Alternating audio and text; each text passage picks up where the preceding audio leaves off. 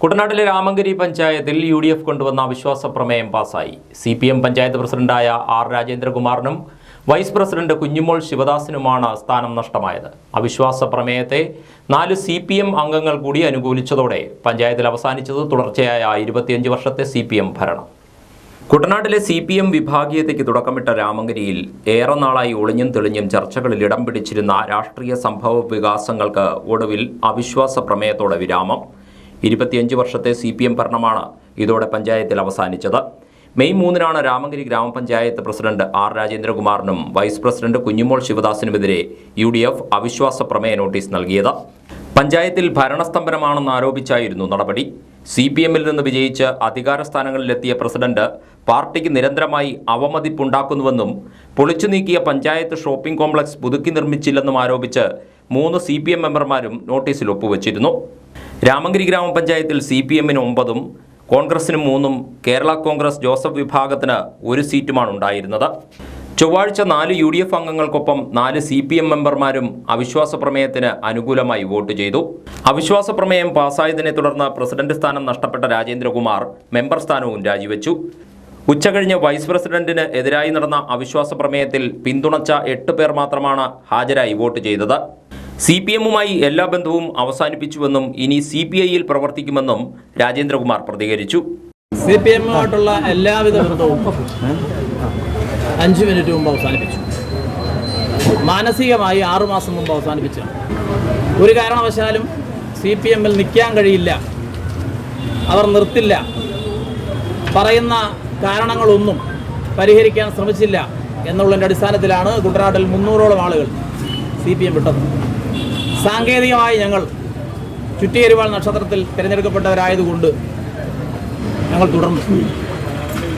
ഇതിനു മുമ്പേ രാജിവെച്ച് CPI-യുടെ പ്രവർത്തനങ്ങൾക്ക് ഇറങ്ങണം എന്ന് CPI-യുടെ ജില്ലാ സെക്രട്ടറിയോട് ഞാൻ പറഞ്ഞാണ്. തൽക്കാലം നിൽക്കുന്നതിൻ്റെ അടിസ്ഥാനത്തിലാണ് നിന്നത്.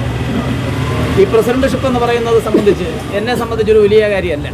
ആകെ ഞാൻ ഈ 3.5 വർഷക്കാലം മാത്രമാണ്. അതിപ്പോഴത്തെ ഒരു പ്രത്യേക നിർബന്ധത്തിൻ്റെ അടിസ്ഥാനത്തിൽ മത്സരിച്ചതാണ്. ഞാൻ മത്സരിച്ചപ്പോൾ എന്നെ തോൽപ്പിക്കാൻ നിരവധി ശ്രമം വേഴപ്ര 13-ാം വാർഡിൽ നടത്തിയിരുന്നു. ഉത്തരവാദിത്തപ്പെട്ട പ്രവർത്തകന്മാർ പോലും എനിക്ക് വോട്ട് ചെയ്തിരുന്നില്ല, സത്യമാണ്. അവിടുത്തെ ന്യൂനപക്ഷ വിഭാഗക്കാർ ഉൾപ്പെടെയുള്ള UDF-ന് വോട്ട് ചെയ്തുകൊണ്ടിരുന്ന ആളുകൾ അന്ന് വോട്ട് ചെയ്തിട്ടാണ് 26 വോട്ടിന് 250 വോട്ട് ജയിക്കേണ്ട ആളാണ് ഞാൻ. 26 വോട്ടിന്. അതേസമയം CPM-മായി രാജേന്ദ്രകുമാറിന് ഏറെ നാളായി യാതൊരു ബന്ധവും ഇല്ലായിരുന്നുവെന്നും BJP-യുമായി കൂട്ടുകെട്ടുണ്ടായിരുന്നതായും CPM Ramankari local committee secretary advocate D. Saleem Kumar ആരോപിച്ചു. ജനങ്ങളുടെ വികാരമാണ് അവിശ്വാസത്തിലൂടെ പുറത്തു വന്നതെന്നും അദ്ദേഹം പറഞ്ഞു. പഞ്ചായത്ത് പ്രസിഡന്റായ രാജേന്ദ്രകുമാറിന്റെ വന്നതിന് ശേഷം CPM-ആയിട്ട് യാതൊരു ബന്ധവും ഞാൻ LC സെക്രട്ടറി ആയതിനു ശേഷം എനിക്കറിയാവുന്ന യാതൊരു ആലോചനയും പാർട്ടിയോട് നടത്താതെ പാർട്ടിക്ക് ലഘു തരാത്ത സംവിധാനം വരെയല്ല പാർട്ടി ഇരിക്കാനൊക്കെ. അങ്ങനെ എത്ര വർഷമായിട്ട് ഇവിടെ ഇരിക്കുകയാണ്. ലഘു പോലും തരാം, പാർട്ടിക്ക് ലഘു പോലും തരാതിരിക്കുന്നതാണ് ആൾക്ക്. ഇദ്ദേഹം ഇപ്പം കൂട്ടുപിടിച്ചിരിക്കുന്നത് നമ്മളുമായിട്ടല്ല, ഈ പറയുന്ന BJP-ക്കാരുമായിട്ടുള്ള ബന്ധമാണ് അദ്ദേഹത്തിന് ഏറ്റവും കൂടുതൽ. കഴിഞ്ഞ വർഷങ്ങളിലൊക്കെ ഉള്ള ഫോട്ടോ ഒക്കെ ഞാൻ ഇത് കാണിച്ചു തരാം. ഇവിടുത്തെ പഞ്ചായത്ത് നടക്കുന്ന എല്ലാ ചടങ്ങുകളിലും BJP-ക്കാരുടെ സാന്നിധ്യം കാണാൻ സാധിക്കും. ഇദ്ദേഹത്തിൻ്റെ സ്വഭാവത്തിൻ്റെ ഏറ്റവും പ്രധാനപ്പെട്ട തെളിയിപ്പങ്ങൾ നിങ്ങൾ കണ്ടാണല്ലോ. ഒരു പാർട്ടിയിൽ നിന്ന ആൾ രാജിവെച്ച് അങ്ങോട്ട് പുറത്തോട്ട് ചെന്ന് വന്നാൽ CPI ചേരുക. 5 മിനിറ്റ് CPI ചേരാൻ പറ്റുമോ? ഇതൊക്കെ ആസൂത്രണത്തിൻ്റെ ഭാഗമാണ്. കഴിഞ്ഞ ദിവസങ്ങൾ ആലോചിച്ച് കൂട്ടിയിട്ടാണ് ഇവരിപ്പം ജാഥയായിട്ട് പ്രകടനമായിട്ട് ഇവിടെ വന്നിട്ടുള്ളത്. ഇദ്ദേഹം ഈ പാർട്ടിയിൽ ഇരുന്നുകൊണ്ട് CPI-ക്ക് വേണ്ടി സംഘടനകൾ ഉണ്ടാക്കുകയായിരുന്നു ഒരു ജോലി. എല്ലാ സംഘടനകളും ഉണ്ടാക്കുന്നു. ഇവിടെ എല്ലാ വർഗവൈദ്യ സംഘടനകളും CPI-ക്ക് വേണ്ടി ഇവിടെ നിന്ന് ഉണ്ടാക്കുകയാണ് ചെയ്യുന്നത്. അപ്പം ഇവിടുത്തെ പാർട്ടിയുടെ ജനങ്ങളുടെ വികാരമാണ് ഈ അവിശ്വാസ പ്രമേയത്തിലൂടെ പുറത്തു വന്നത്. വിഭാഗീയതയുടെ ഭാഗമായി ഏറെ നാളായി രാജേന്ദ്രകുമാറും സംഘവും CPM-യുമായി ഇടഞ്ഞു നിൽക്കുകയായിരുന്നു. ഇതിന്റെ ഭാഗമായി 200-ലധികം പേരാണ് CPI-യിൽ ചേർന്നത്. 25 വർഷത്തെ CPM ഭരണത്തിന് ശേഷം രാമങ്കരി പഞ്ചായത്തിൽ കോൺഗ്രസ് അധികാരത്തിലെത്തുമ്പോൾ രാഷ്ട്രീയ വടംവലിയുടെ പുതിയ ചരിത്രം കൂടിയാവും എഴുതപ്പെടുക. ഇടതുമുന്നണിയിലെ വിഭാഗീയത മൂലം രാമങ്കരി പഞ്ചായത്തിലെ ഭരണം നിശ്ചലാവസ്ഥയിലെത്തിയിരുന്നുവെന്നും ഈ സാഹചര്യത്തിലാണ് UDF അവിശ്വാസ പ്രമേയത്തിന് മുതിർന്നതെന്നും കോൺഗ്രസ് നേതാക്കൾ പ്രതികരിച്ചു. കൂടെ നിന്നവരെ പോലും രാജേന്ദ്രകുമാർ വഞ്ചിക്കുകയാണ് ഉണ്ടായതെന്നും അവർ കുറ്റപ്പെടുത്തി. ഐക്യജനാധിപത്യ മുന്നണി ഏറ്റവും വലിയൊരു രാഷ്ട്രീയ ദൗത്യമാണ് നിർവഹിച്ചത്. രാമങ്കരി പഞ്ചായത്തിൽ ഇടതുപക്ഷ മുന്നണിയിലെ അനൈക്യം, വിഭാഗീയത രൂക്ഷമായ ആ ഘട്ടത്തിൽ തന്നെയാണ് UDF ഇങ്ങനെയൊരു തീരുമാനമെടുത്തത്. അവിശ്വാസ പ്രമേയം കൊണ്ടുവരുന്നതിന് വേണ്ടിയുള്ള തീരുമാനം. സ്വാഭാവികമായും ഈ പഞ്ചായത്തിൻ്റെ ഭരണം പൂർണ്ണമായും നിശ്ചലാവസ്ഥയിൽ എത്തിച്ചേർന്നു. ഇടതുമുന്നണിയിലെ വിഭാഗീയത മൂലം ഭരണം തന്നെ മുന്നോട്ട് പോകാത്ത അവസ്ഥയിലെത്തിച്ചേർന്നു. അതിലുപരി കൊടിക്കുന്നിൽ സുരേഷ് എംപിയുടെ ആ ഹൈമാസ് ലൈറ്റ് അത് പ്രവർത്തിപ്പിക്കുവാൻ പോലും ഈ പഞ്ചായത്ത് തയ്യാറായില്ല എന്നുള്ളത് വളരെ സുപ്രധാനമായ ഒരു കാര്യമാണ്. സ്വാഭാവികമായും ഭരണരംഗത്ത് മുന്നോട്ട് കൊണ്ടുപോകാൻ കഴിയാത്ത ഈ പഞ്ചായത്തിന് ജനങ്ങളെ സേവിക്കുവാൻ കഴിയില്ല എന്നുള്ള വസ്തുത ബോധ്യപ്പെട്ടാണ് ഇതുപോലെ ഒരു വലിയ രാഷ്ട്രീയ ദൗത്യത്തിന് UDF ഈ ഘട്ടത്തിൽ തയ്യാറായത്. അവിശ്വാസ പ്രമേയം ചർച്ചയ്ക്കെടുക്കുന്നതിന് മുമ്പ് വേണമെങ്കിൽ പ്രസിഡന്റ് സ്ഥാനം രാജിവെക്കാമായിരുന്നു. അത് രാജിവെക്കാതെ പഞ്ചായത്ത് പ്രസിഡന്റ് അവിശ്വാസ പ്രമേയം ചർച്ചയെ നേരിട്ടതിന് ശേഷം തൻ്റെ വാർഡിലെ അംഗത്വം കൂടെ രാജിവെച്ച് കൂടെ നിന്ന ആളുകളെ കൂടെ വഞ്ചിച്ചിട്ടാണ് പോയത്. കൂടെ ഉണ്ടായിരുന്ന വൈസ് പ്രസിഡന്റിനോട് ഒരു ആത്മാർത്ഥത ഉണ്ടായിരുന്നുവെങ്കിൽ ഉച്ച കഴിഞ്ഞ് വന്ന് ആ 5 പേരുടെയും പിന്തുണ വൈസ് പ്രസിഡന്റ് ഉണ്ട് എന്ന് ഉറപ്പാക്കേണ്ട ബാധ്യത അവരുടെ നായകനായി നിന്ന പഞ്ചായത്ത് പ്രസിഡന്റ് ഉണ്ടായിരുന്നതാണ്. ഈ വഞ്ചന കൂടെ നിന്ന ആളുകൾ അവരുടെ വാർഡിലെ അംഗത്വം രാജിവെക്കില്ല എന്ന് വെളിവായതുകൊണ്ടുണ്ടായതാണ്. പഞ്ചായത്ത് പ്രസിഡന്റ് ആവശ്യപ്പെട്ടിട്ടും പഞ്ചായത്തിലെ അംഗത്വം രാജിവെക്കാൻ കൂടെ ഉണ്ടായിരുന്ന 4 മെമ്പർമാരിൽ ഒരാൾ പോലും തയ്യാറായില്ല എന്നുള്ളതാണ് വാസ്തവം. പഞ്ചായത്തിൽ CPM-നകത്തുണ്ടായിരിക്കുന്ന ആശയപരമായിട്ടുണ്ടായിരിക്കുന്ന പ്രശ്നങ്ങളിൽ അവർക്കിടയിലുള്ള ആശയപരമായ പ്രശ്നങ്ങൾ സ്വാഭാവികമായും UDF-ന് ഒരു മുതൽക്കൂട്ടായി എന്നുള്ളതേ ഞങ്ങൾക്ക് പറയാൻ പറ്റുകയുള്ളൂ. കൈനകരിയിലെ അതിരൂക്ഷമായ കുടിവെള്ളക്ഷാമത്തിന് ശാശ്വത പരിഹാരം കാണണമെന്ന ആവശ്യം ശക്തം. ശുദ്ധജലക്ഷാമം പരിഹരിക്കാത്തതിൽ പ്രതിഷേധിച്ച് പഞ്ചായത്തിലെ UDF ജനപ്രതിനിധികൾ കിടങ്ങറ വാട്ടർ അതോറിറ്റി അസിസ്റ്റന്റ് എഞ്ചിനീയറെ ഉപരോധിച്ചു.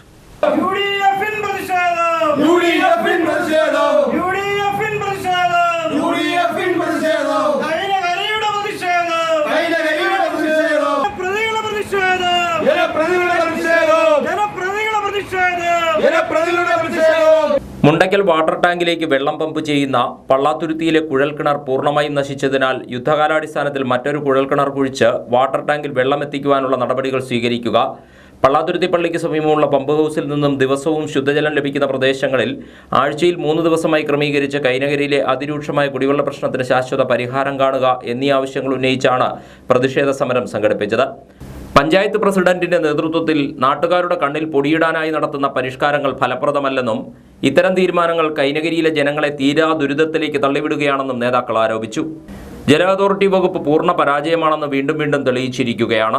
കുടിവെള്ള പ്രശ്നം കുട്ടനാടിന്റെ ജനജീവിതം താറുമാറാക്കിയിരിക്കുന്നു.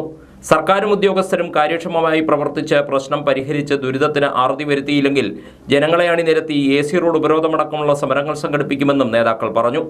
രാമഗിരി സർക്കിൾ ഇൻസ്പെക്ടറുടെ മധ്യസ്ഥതയിൽ സമരക്കാരും വാട്ടർ അതോറിറ്റി ഉദ്യോഗസ്ഥരുമായി നടത്തിയ ചർച്ചയെ തുടർന്നാണ് സമരം അവസാനിപ്പിച്ചത്. കൈനഗിരി പഞ്ചായത്തിലെ 15 വാർഡിലും ആഴ്ചകളോളമായി കുടിവെള്ള പ്രശ്നം രൂക്ഷമായ കുടിവെള്ള പ്രശ്നം ഉണ്ടായതിൻ്റെ അടിസ്ഥാനത്തിലാണ് ഇന്ന് വാട്ടർ അതോറിറ്റി രാവിലെ 10:30 തുടങ്ങിയ AE ഓഫീസിലെ ഉപരോധ സമരം കൈനഗിരിയിലെ ജനപ്രതിനിധികളുടെ നേതൃത്വത്തിൽ നടത്തിയത്. ഇപ്പോൾ വാട്ടർ അതോറിറ്റി പോലീസിൻ്റെ സാന്നിധ്യത്തിൽ കൈനഗിരിയിലെ കുടിവെള്ള പ്രശ്നം ഏറ്റവും അടുത്ത ദിവസം തന്നെ പരിഹരിക്കുന്നതിന് വേണ്ടിയിട്ട് അവിടെ പുതിയ പമ്പ് ഇറക്കുകയും അതിന് പകരമായി ഇപ്പോൾ നിലവിലുള്ള പമ്പ് ഇന്റർ കണക്ട് ചെയ്ത് കൈനഗിരി ഈ കുടിവെള്ള വിതരണം നടത്തുമെന്നുള്ള ഉറപ്പുമേൽ ഞങ്ങൾ ഈ 1:30-2 മണിയായപ്പോൾ സമരം അവസാനിപ്പിച്ചിരിക്കുകയാണ്. പ്രതിഷേധ പരിപാടിയിൽ കൈനഗിരി പഞ്ചായത്ത് ആരോഗ്യ വിദ്യാഭ്യാസ standing committee chairman Nobin B. John, block panchayat അംഗം മധു C. കുളങ്ങര, 12ാം വാർഡ് മെമ്പർ D. ലോനപ്പൻ, 11ാം വാർഡ് മെമ്പർ സന്തോഷ് പട്ടണം, 7ാം വാർഡ് മെമ്പർ ആഷ ജെയിംസ് എന്നിവർ പങ്കെടുത്തു. തലവടി കൃഷിഭവനു കീഴിലെ മകരചാലി പാടത്ത് നെല്ല് സംഭരണം മുടങ്ങി. 350 ക്വിൻ്റൽ നെല്ലാണ് 3 ആഴ്ചയിലേറെയായി ഇവിടെ കെട്ടിക്കിടക്കുന്നത്. ഇടയ്ക്കിടെ പെയ്യുന്ന വേനൽ മഴയിൽ നെല്ല് നശിച്ചു പോകുമോ എന്ന ആശങ്കയിലാണ് കർഷകർ. 56 ഏക്കർ വരുന്ന പാടശേഖരത്തിൽ 14 ചെറുകിട നാമമാത്ര കർഷകരാണുള്ളത്. കഴിഞ്ഞ തവണ പാടശേഖരത്തിൽ 850 ക്വിൻ്റൽ നെല്ലാണ് വിളവായി ലഭിച്ചത്. എന്നാൽ ഇത്തവണ വേനൽ മഴ മൂലം കൊയ്ത്തിയന്ത്രം പാടത്തിറങ്ങുമ്പോൾ താഴുന്നതിനാൽ നെൽക്കതിരുകൾ കൊയ്തെടുക്കാൻ ആവാത്ത സാഹചര്യമാണ്. തൊഴിലാളികളെ ഉപയോഗിച്ച് നെല്ല് കൊയ്തെടുത്താലും വിളവ് കുറവായതിനാൽ അധിക സാമ്പത്തിക ബാധ്യതയാകുന്നതിനാലാണ് 12 ഏക്കർ സ്ഥലത്തെ കൊയ്ത്ത് ഉപേക്ഷിച്ചതെന്ന് കർഷകർ പറയുന്നു. 18 ദിവസം മുൻപാണ് ഇവിടെ കൊയ്ത്ത് തുടങ്ങിയത്. സംഭരണത്തിന് ചുമതലപ്പെട്ട മില്ലുടമകൾ നെല്ലിന് ഉണക്ക് കൂടുതലായതിനാൽ അരി കുറച്ചേ ലഭിക്കൂവെന്നും ഇത് നഷ്ടമുണ്ടാക്കുമെന്നുമാണ് പറയുന്നത്. സർക്കാർ നൽകിയ പുതിയ നെൽവിത്ത് വിതച്ച് വിളയിപ്പിച്ച കർഷകരെ അതിൻ്റെ ഗുണനിലവാരത്തിൻ്റെ പേരിലും കടുത്ത വേനലിലുണ്ടായ ഉണക്കിൻ്റെ പേരിലും പീഡിപ്പിക്കുന്നത് കൊടിയ കർഷക വഞ്ചനയാണെന്നും കർഷകർ പറയുന്നു.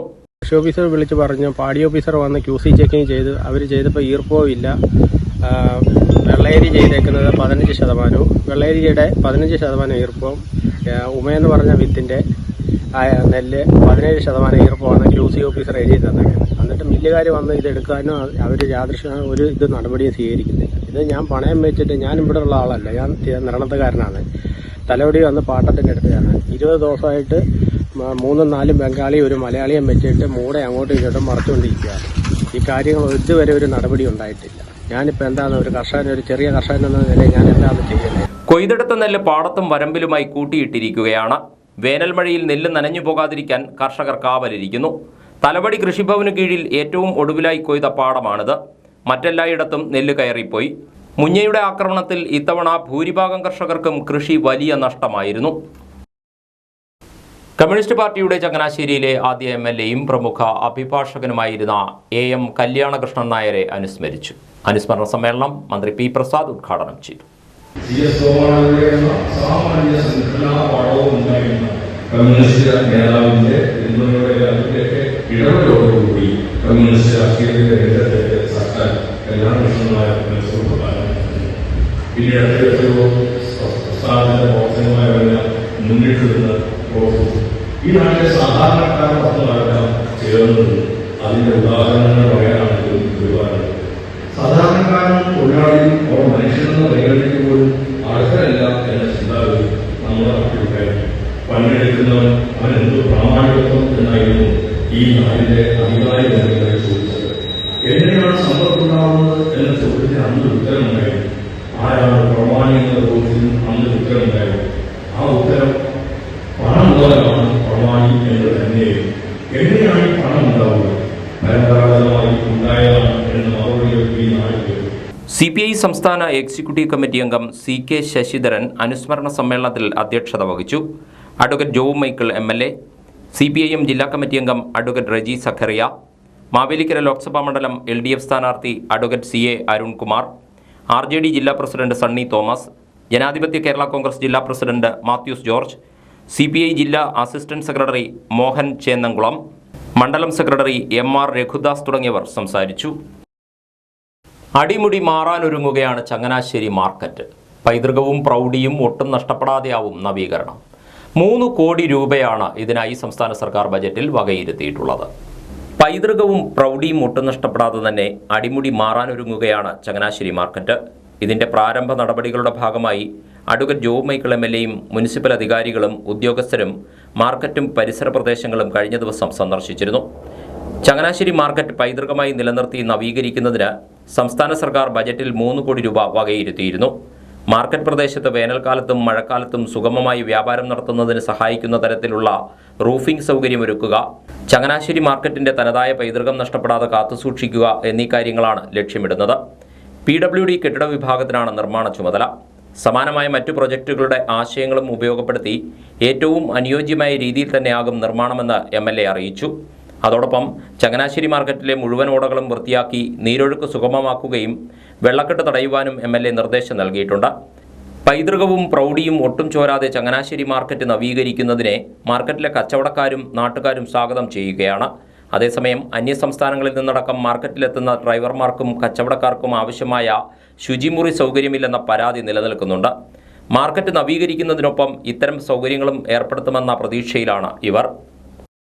ജോയിന്റ് കൗൺസിലിന്റെ നേതൃത്വത്തിൽ ജലഗതാഗത വകുപ്പ് ഡയറക്ടറേറ്റിലേക്ക് മാർച്ചും ധർണയും സംഘടിപ്പിച്ചു. സംഘടനാ സംസ്ഥാന സെക്രട്ടറി PS സന്തോഷ് കുമാർ സമരപരിപാടി ഉദ്ഘാടനം ചെയ്തു. ആലപ്പുഴ, കൊല്ലം, കോട്ടയം തുടങ്ങിയ ജില്ലകളിലെ വെള്ളത്താൽ ചുറ്റപ്പെട്ട തുരുത്തുകൾ ജീവിക്കുന്ന പാവപ്പെട്ട കർഷക തൊഴിലാളി അടക്കമുള്ള ലക്ഷക്കണക്കായ മനുഷ്യരുടെ അവരുടെ ദൈനംദിന ജീവിതവുമായി വളരെയധികം ജൈവബന്ധം പുലർത്തുന്ന ഒരു വകുപ്പാണ് ഈ ചെറിയ വകുപ്പ്. ജീവനക്കാരുടെ എണ്ണം ഒരുപക്ഷെ കേരളത്തിലെ മറ്റു 113 വകുപ്പുകളുമായി തട്ടിച്ചു നോക്കുമ്പോൾ 1000-ഓളം ജീവനക്കാരായിരിക്കാം ഇതിനകത്ത്. ഇതിന്റെ പ്രവൃത്തി മേഖല എന്ന് പറയുന്നത് ഞാൻ നേരത്തെ സൂചിപ്പിച്ച 3 ജില്ലകൾക്കപ്പുറത്തേക്ക് ഒരുപക്ഷെ എറണാകുളവും അങ്ങ് വടക്കുള്ള 2 ജില്ലകളും അടക്കം ചുരുക്കം ചില പ്രദേശങ്ങളിലായി 14 സ്റ്റേഷനുകളായി നിലകൊള്ളുന്ന ഈ വകുപ്പ്. പക്ഷെ വകുപ്പിന്റെ ചെറുപ്പമല്ല, അതിന്റെ വലിപ്പം എന്ന് പറയുന്നത് അത് ആരുമായി ബന്ധപ്പെട്ടിരിക്കുന്നു? ആ ജനങ്ങളുടെ ദൈനംദിന ജീവിതവുമായിട്ടുള്ള അവരുടെ ജീവിതവുമായിട്ടുള്ള കെട്ടിപ്പടുക്കുന്നതിന് വേണ്ടി ഈ വകുപ്പ് നൽകുന്ന സംഭാവന, അത്തരം ഒരു ജൈവ ബന്ധത്തിലാണ് ഈ വകുപ്പ് നിലനിൽക്കുന്നത്. State water transport employees federation സംസ്ഥാന സെക്രട്ടറി TS സുരേഷ് ബാബു പ്രതിഷേധ യോഗത്തിൽ അധ്യക്ഷത വഹിച്ചു. ജോയിന്റ് കൗൺസിൽ ജില്ലാ സെക്രട്ടറി എം അനിൽകുമാർ സ്വാഗതം പറഞ്ഞു. സംസ്ഥാന സെക്രട്ടേറിയറ്റ് അംഗം ജെ ഹരിദാസ്, സംസ്ഥാന കമ്മിറ്റി അംഗങ്ങളായ VS സൂരജ്, ധന്യ പൊന്നപ്പൻ, ജില്ലാ പ്രസിഡന്റ് C സുരേഷ്, ഫെഡറേഷൻ സംസ്ഥാന പ്രസിഡന്റ് AT മുജീബ് എന്നിവർ സംസാരിച്ചു. ജലഗതാഗത വകുപ്പ് ഓപ്പറേറ്റിംഗ് വിഭാഗം ജീവനക്കാരായ മാസ്റ്റർ, സ്രാങ്ക്, ഡ്രൈവർ, ലാസ്കർ തസ്തികയിലെ ജീവനക്കാരുടെ ലൈസൻസ്, ട്രെയിനിംഗ് ഫീസ് അമിതമായി വർദ്ധിപ്പിച്ചതിനെതിരെയായിരുന്നു പ്രതിഷേധം. നിലവിലുള്ള ജീവനക്കാരുടെ ലൈസൻസ് പുതുക്കുമ്പോൾ ഫീസ് ഇല്ലാതാക്കണമെന്നും ട്രെയിനിംഗ് സൗജന്യമാക്കണമെന്നുമാണ് ആവശ്യം. 18,000 രൂപ മുതൽ 24,000 രൂപ വരെ ഫീസ് വർധനമാണ് വകുപ്പിലെ ജീവനക്കാർക്ക് വരുന്നതെന്നും അത് അംഗീകരിക്കാൻ കഴിയില്ലെന്നും സമരക്കാർ പറഞ്ഞു. ചങ്ങനാശ്ശേരി പാറേൽപ്പള്ളിക്ക് സമീപം കടമാൻചിറ ക്രൈസ്റ്റ് നഗറിൽ വീടുകൾ കുത്തിത്തുറന്ന് മോഷണം. ചൊവ്വാഴ്ച പുലർച്ചെയോടെയാണ് പ്രദേശത്തെ 4ഓളം വീടുകളിൽ മോഷണം നടന്നത്. ക്രൈസ്റ്റ് നഗറിൽ വാടകയ്ക്ക് താമസിക്കുന്ന പുതുപ്പറമ്പിൽ ജോസി വർഗീസിന്റെ ഭാര്യ സൗമിക്ക് കാനഡയിൽ ജോലിക്ക് പോകാൻ വിമാന ടിക്കറ്റിനായി സൂക്ഷിച്ചിരുന്ന 2.5 ലക്ഷം രൂപ മോഷ്ടിക്കപ്പെട്ടു. അലമാരിയിൽ സൂക്ഷിച്ചിരുന്ന പണവും 1.5 പവൻ സ്വർണവുമാണ് മോഷണം പോയത്. മോഷണം നടക്കുമ്പോൾ സൗമിയും 2 മക്കളും മാത്രമാണ് വീട്ടിലുണ്ടായിരുന്നത്. ജോലിക്ക് ശേഷം ഭർത്താവ് വീട്ടിലെത്തിയപ്പോഴാണ് വീട്ടുകാർ മോഷണ വിവരം അറിയുന്നത്. പുറകിലത്തെ വാതിൽ കുത്തിത്തുറന്ന് മോഷ്ടാവ് അകത്തു കയറുകയായിരുന്നു. സൗമ്യയുടെ സർട്ടിഫിക്കറ്റുകളും ബാഗും വീടിനു പിറകിൽ ഉപേക്ഷിച്ച നിലയിലായിരുന്നു. സമീപത്ത് തന്നെയുള്ള മറ്റൊരു വീട്ടിലെ മേശവലിപ്പിൽ സൂക്ഷിച്ചിരുന്ന 900 രൂപയും മോഷണം പോയി. വീട്ടുകാർ ഉണർന്നപ്പോൾ മോഷ്ടാവ് ഓടി രക്ഷപ്പെട്ടു. ഇതുകൂടാതെ പല വീടുകളിലും അകത്ത് കയറുവാൻ ശ്രമം നടത്തിയിട്ടുണ്ട്. പ്രദേശത്തെ CCTVയിൽ നിന്ന് 2 പേരുടെ ദൃശ്യങ്ങൾ ലഭിച്ചിട്ടുണ്ട്. പുലർച്ചെ 1 മണിക്കും 4 മണിക്കും ഇടയിലാണ് മോഷണങ്ങൾ നടന്നതെന്നാണ് വിവരം. സംസ്ഥാനത്ത് വരും ദിവസങ്ങളിൽ മഴ ശക്തമാകുമെന്ന് കാലാവസ്ഥാ വകുപ്പിന്റെ മുന്നറിയിപ്പ്. ചൊവ്വാഴ്ച 2 ജില്ലകളിൽ ഓറഞ്ച് അലർട്ട് പ്രഖ്യാപിച്ചു. 8 ജില്ലകളിൽ യെല്ലോ അലർട്ട്. സംസ്ഥാനത്ത് ചൊവ്വാഴ്ച മുതൽ മഴ കനക്കുമെന്നാണ് മുന്നറിയിപ്പ്. ശക്തമായ മഴയ്ക്ക് സാധ്യതയുള്ളതിനാൽ 2 ജില്ലകളിൽ ഓറഞ്ച് അലർട്ടും പ്രഖ്യാപിച്ചു. ഉച്ചയ്ക്ക് 1 മണിക്ക് പുറത്തിറക്കിയ മുന്നറിയിപ്പ് പ്രകാരം പത്തനംതിട്ട, ഇടുക്കി ജില്ലകളിലാണ് ഇന്ന് ഓറഞ്ച് അലർട്ട് പ്രഖ്യാപിച്ചത്. ഈ ജില്ലകളിൽ അതിശക്തമായ മഴയ്ക്ക് സാധ്യതയുണ്ടെന്നും ജാഗ്രത പാലിക്കണമെന്നുമാണ് അറിയിപ്പ്. മലയോര മേഖലകളിലും ഇടനാടുകളിലും മഴ ശക്തമാകും. ഇന്ന് 8 ജില്ലകളിൽ യെല്ലോ അലർട്ടും പ്രഖ്യാപിച്ചിട്ടുണ്ട്. ഈ ജില്ലകളിൽ ഒറ്റപ്പെട്ട ഇടങ്ങളിൽ ശക്തമായ മഴയ്ക്ക് സാധ്യതയുണ്ടെന്നാണ് മുന്നറിയിപ്പ്. തിരുവനന്തപുരം, കൊല്ലം, ആലപ്പുഴ, കോട്ടയം, എറണാകുളം, മലപ്പുറം, കോഴിക്കോട്, വയനാട് എന്നീ 8 ജില്ലകളിലാണ് യെല്ലോ അലർട്ട് പ്രഖ്യാപിച്ചിരിക്കുന്നത്. മെയ് 15-ന് തിരുവനന്തപുരം, പത്തനംതിട്ട, കൊല്ലം ജില്ലകളിൽ യെല്ലോ അലർട്ടും 16-ന് പത്തനംതിട്ട, എറണാകുളം, ഇടുക്കി, മലപ്പുറം, കോഴിക്കോട് ജില്ലകളിലും 17-ന് തിരുവനന്തപുരം, കൊല്ലം, പത്തനംതിട്ട, ഇടുക്കി, മലപ്പുറം, വയനാട് ജില്ലകളിലും യെല്ലോ അലർട്ട് പ്രഖ്യാപിച്ചിട്ടുണ്ട്. മെയ് 18-ന് തിരുവനന്തപുരം, കൊല്ലം, പത്തനംതിട്ട, ആലപ്പുഴ, കോട്ടയം, എറണാകുളം, ഇടുക്കി എന്നീ ജില്ലകളിലാണ് യെല്ലോ അലർട്ട്. ഇടിയോടുകൂടിയ മഴയ്ക്കാണ് സാധ്യത. ചക്രവാത ചുഴിയാണ് മഴയ്ക്ക് കാരണം. ഞായറാഴ്ചയോടെ തെക്കൻ ആൻഡമാൻ കടലിലേക്കും തെക്ക് കിഴക്കൻ ബംഗാൾ ഉൾക്കടലിലേക്കും കാലവർഷം എത്തിച്ചേർന്നേക്കും. കുട്ടനാട് ഫൈൻ ആർട്സ് സൊസൈറ്റിയുടെ ആഭിമുഖ്യത്തിൽ മെയ് 18, 19 തീയതികളിൽ അഖില കേരള ഏകാംഗ നാടക മത്സരവും കൈകൊട്ടിക്കളി മത്സരവും ചിത്രരചനാ മത്സരവും നടത്തുന്നു. സ്പന്ദനം 2024 എന്ന പേരിൽ ചമ്പക്കുളം പടിപ്പുരയ്ക്കൽ ക്ഷേത്ര ഓഡിറ്റോറിയത്തിലാണ് പരിപാടി. പരിപാടിയോടനുബന്ധിച്ച് കുട്ടനാട് ഫാസിന്റെ പ്രഥമ പൊൻകുന്നം വർക്കി സ്മാരക പുരസ്കാരം മുൻമന്ത്രി G സുധാകരന് സമ്മാനിക്കുമെന്ന് സംഘാടകർ വാർത്താ സമ്മേളനത്തിൽ അറിയിച്ചു. കുട്ടനാട് ഫൈൻ ആർട്സ് സൊസൈറ്റിയുടെ പൊൻകുന്നം വർക്കി പ്രഥമ പുരസ്കാര സമർപ്പണം ഈ മെയ് 18 നടക്കുകയാണ്. പൊൻകുന്നം വർക്കിയെ സംബന്ധിച്ച് നമുക്കറിയാം, കുട്ടനാട്ടിൽ എടത്തുവായിലാണ് പൊൻകുന്നം വർക്കി ജനിച്ചത്. ജന്മം കൊണ്ട് കുട്ടനാട്ടുകാരനാണ്. അദ്ദേഹത്തിൻ്റെ പേരിൽ നാമധേയത്തിലാണ് ഈ പുരസ്കാരം കൊടുക്കുന്നത്. ഈ പുരസ്കാരം കൃത്യമായി സംഘടന തീരുമാനിച്ചത് നമ്മുടെ മുൻ മന്ത്രിയും അതുപോലെ തന്നെ രാഷ്ട്രീയ, സാമൂഹ്യ, സാഹിത്യ മണ്ഡലങ്ങളിൽ പ്രവർത്തിക്കുന്ന ശ്രീ G സുധാകരനാണ് ഈ പുരസ്കാരം സമർപ്പിക്കുന്നതാവട്ടെ മുൻ MLAയും സാംസ്കാരിക പ്രവർത്തകനുമായിട്ടുള്ള ശ്രീ CK സദാശിവനാണ് ഈ സാംസ്കാരിക പുരസ്കാരം സമർപ്പിക്കുന്നത്. ഒട്ടേറെ രാഷ്ട്രീയ, സാമൂഹ്യ മണ്ഡലങ്ങളിലെ പ്രമുഖർ പങ്കെടുക്കുന്നുണ്ട്. കേരളത്തിലെ അമച്ചർ നാടക മത്സരമാണ് നടക്കുന്നത്. അഖില കേരള നാടക മത്സരമാണ് നടക്കുന്നത്. ഈ മത്സരത്തിൽ 19 ടീമുകളാണ് അണിനിരക്കുന്നത്. കണ്ണൂർ മുതൽ തിരുവനന്തപുരം വരെയുള്ള ടീമുകളുണ്ട് എന്നുള്ളതാണ് ഇതിൻ്റെ പ്രത്യേകത. മെയ് 18 ശനിയാഴ്ച രാവിലെ 10-ന് നടക്കുന്ന സാംസ്കാരിക സമ്മേളനം കൃഷി വകുപ്പ് മന്ത്രി P പ്രസാദ് ഉദ്ഘാടനം ചെയ്യും. കുട്ടനാട് ഫാസിന്റെ മുഖ്യ രക്ഷാധികാരി മുൻ MLA CK സദാശിവൻ പുരസ്കാര സമർപ്പണം നടത്തും. സമ്മേളനത്തിൽ കുഞ്ചൻ നമ്പ്യാർ സ്മാരക chairman professor N Gopinatha Pillai ആമുഖ പ്രഭാഷണം നിർവഹിക്കും. തുടർന്ന് നടക്കുന്ന കൈകൊട്ടിക്കളി മത്സരം സിനിമ സീരിയൽ താരം കുമാരി അങ്കിത ഉദ്ഘാടനം ചെയ്യും. മെയ് 19-ന് നടക്കുന്ന കുട്ടനാട്ടിലെ കലാപ്രതിഭകളെ ആദരിക്കൽ സമ്മേളനം തകഴി സ്മാരകം സെക്രട്ടറി KB അജയകുമാർ ഉദ്ഘാടനം ചെയ്യും. വയനാട്ടിലെ കലാകാരികളുടെ വ്യത്യസ്തമായ കൈകൊട്ടിക്കളിയും തുടർന്ന് നടക്കുന്ന നാടക മത്സരവും സിനിമാ താരം പ്രമോദ് വെളിയനാട് ഉദ്ഘാടനം ചെയ്യും. മൂലം പൈതൃക സമിതിയുടെ ആഭിമുഖ്യത്തിൽ ചമ്പക്കുളം പടിപ്പുരിക്കൽ NSS ഓഡിറ്റോറിയത്തിൽ കഴിഞ്ഞ ദിവസം പൊതുയോഗം ചേർന്നു. ജലോത്സവത്തോടനുബന്ധിച്ച് ഇത്തവണയും ശ്രീകൃഷ്ണ വിഗ്രഹ രഥഘോഷയാത്ര നടത്തുവാനും ചമ്പക്കുളം മഠം മഹാലക്ഷ്മി ക്ഷേത്രത്തിൽ വള്ളസദ്യ നടത്താനും യോഗത്തിൽ തീരുമാനം. പൈതൃക സമിതി പ്രസിഡന്റ് സജയൻ ചമ്പക്കുളം അധ്യക്ഷനായി. Secretary R. Ratheesh, doctor Muraleedharan Pillai, vice president Bindu Vinayan, joint secretary Mohanan Kadukkathra, treasurer Suneesh എന്നിവർ സംസാരിച്ചു. രുചിയുടെ തമ്പുരാനായി അറിയപ്പെട്ടിരുന്ന ഷെഫ് നൌഷാദിനെ മലയാളികൾക്ക് ഒരിക്കലും മറക്കാനാവില്ല. വേറിട്ട രുചികൾ പരിചയപ്പെടുത്തി ഒരു കാലത്ത് ചാനലുകളിൽ നിറഞ്ഞു നിന്നിരുന്ന നൌഷാദിൻ്റെ അപ്രതീക്ഷിത വിയോഗം മലയാളക്കരയെ ഏറെ വേദനിപ്പിച്ചിരുന്നു. ഇപ്പോൾ ഇതാ നൌഷാദിൻ്റെ രുചി സാമ്രാജ്യം നിലനിർത്താൻ കരുത്തോടെ പൊരുതുകയാണ് ഏകമകളും ഹൈസ്കൂൾ വിദ്യാർത്ഥിനിയുമായ നഷ്വ നൌഷാദ്. ഉമ്മയ്ക്ക് പിന്നാലെ വാപ്പയും യാത്രയായപ്പോൾ കണ്ണീരോടെ ഒതുങ്ങിക്കൂടിയിരുന്ന ഹൈസ്കൂൾ വിദ്യാർത്ഥിനിയായ മകൾ ഇന്ന് പിതാവിൻ്റെ വഴിയിലൂടെ സഞ്ചരിക്കുകയാണ്. തിരുവല്ല ബിലീവേഴ്സ് ചർച്ച് സെൻട്രൽ സ്കൂളിലെ 10ാം ക്ലാസ് വിദ്യാർത്ഥിനിയായ നഷ്വ നൌഷാദ് മലയാളികൾക്കെന്നും സുപരിചിതനായ ഷെഫ് നൌഷാദിൻ്റെ ഏക മകളാണ്. കഴിഞ്ഞ ദിവസം മാന്നാർ ശ്യാമശ്രീ ഓഡിറ്റോറിയത്തിൽ നടന്ന വിവാഹത്തിൽ പങ്കെടുത്ത 2500ഓളം പേർക്ക് വിഭവസമൃദ്ധമായ ഭക്ഷണമൊരുക്കി നൌഷാദ് കാറ്ററിംഗ്സിന്റെ രുചിപ്പെരുമ തിരികെ എത്തിച്ചിരിക്കുകയാണ് ഈ 15 വയസ്സുകാരി. ഷെഫ് നൌഷാദിനെ മലയാളികൾ മറക്കില്ല. നൌഷാദ് എന്ന പേരിലുള്ള കാറ്ററിംഗ് സർവീസിലൂടെയും ബിഗ് സ്ക്രീൻ പ്രൊഡക്ഷൻസ് എന്ന നിർമ്മാണ കമ്പനിയുമായി സിനിമയിലൂടെയും മലയാളികൾക്ക് പ്രിയങ്കരനായിരുന്നു നൌഷാദ്. വേറിട്ട രുചികൾ പരിചയപ്പെടുത്തി ചാനലുകളിലും അദ്ദേഹം നിറഞ്ഞു നിന്നിരുന്നു. സഹപാഠിയായ ബ്ലസ്സിയുടെ ആദ്യ സിനിമയായ കാഴ്ച നിർമ്മിച്ചത് നൌഷാദായിരുന്നു. പ്രത്യേക പാചകക്കൂട്ടുകളും കുടുംബ സദസ്സുകളെ പിടിച്ചിരുത്തുന്ന സിനിമയുമൊക്കെയായി ഏവർക്കും പ്രിയപ്പെട്ടവനായി തീർന്ന നൌഷാദിൻ്റെ അപ്രതീക്ഷിത വിയോഗം മലയാളക്കരയെ ഏറെ വേദനിപ്പിച്ചിരുന്നു. നൌഷാദ് അസുഖബാധിതനായി ആശുപത്രിയിൽ കഴിയുന്നതിനിടയിലായിരുന്നു അദ്ദേഹത്തിൻ്റെ ഭാര്യ ഷീബയുടെ മരണം. ഏതാനും ദിവസങ്ങൾക്ക് ശേഷം നൌഷാദും യാത്രയായി. മാതാപിതാക്കൾ നഷ്ടപ്പെട്ട വേദനയിൽ കഴിയുന്നതിനിടെ പിതാവ് പടുത്തുയർത്തിയ രുചി സാമ്രാജ്യം മറ്റു കൈകളിലൂടെ കൈവിട്ടു പോകുന്നത് നഷ്വ തിരിച്ചറിഞ്ഞു. ഇതോടെയാണ് പ്രതിസന്ധികളെ അതിജീവിക്കാനുള്ള നിശ്ചയദാർഢ്യവുമായി ഈ പെൺകുട്ടി പിതാവിൻ്റെ പാതയിലേക്ക് ഇറങ്ങിത്തിരിച്ചത്. തൻ്റെ വാപ്പയുടെ മൊബൈൽ നമ്പർ ഉപയോഗിച്ച് മറ്റൊരു കാറ്ററിംഗ് സർവീസുമായി മുന്നോട്ട് പോകാൻ ശ്രമിക്കുന്നവരിൽ നിന്നും ആ മൊബൈൽ സിമ്മും പിതാവിൻ്റെ വാഹനങ്ങളും തിരികെ പിടിക്കാനുള്ള നിയമ പോരാട്ടത്തിലും നഷ്വ നൌഷാദ് ആത്മവിശ്വാസത്തിലാണ്. മാതാപിതാക്കളുടെ മരണശേഷം ഞാൻ എൻ്റെ മാനസിക നില അത്ര നല്ലതല്ലായിരുന്നു. അപ്പം ഈ ബിസിനസ് ആരാ നടത്തുന്നതെന്നൊന്നും എനിക്കറിയത്തില്ലായിരുന്നു ഇവരുടെ മരണശേഷം. പിന്നീട് ഞാൻ ഇതിനെപ്പറ്റി ചിന്തിക്കുകയും അന്വേഷിക്കുകയും ചെയ്തപ്പോൾ എൻ്റെ തന്നെ ബന്ധുക്കളാണ് ഇത് നടത്തുന്നത് എനിക്ക് മനസ്സിലായി. പക്ഷേ പിന്നെ ഞാൻ കുറേ നാൾ കഴിഞ്ഞപ്പം എനിക്ക് മനസ്സിലായി ഇവരിത് ദുരുപയോഗം ചെയ്യുവാണ്.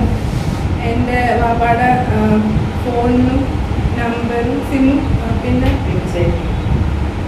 വെബ്സൈറ്റും പിന്നെ വാഹനങ്ങളും എല്ലാം ഇവർ കൈയടക്കി വെച്ചിട്ട് പിന്നെ വാപ്പാടെ ഫോണിലാണ് എപ്പോഴും ഞങ്ങൾക്ക് ഓർഡർ വരാറ് ബിസിനസ്സിൻ്റെ.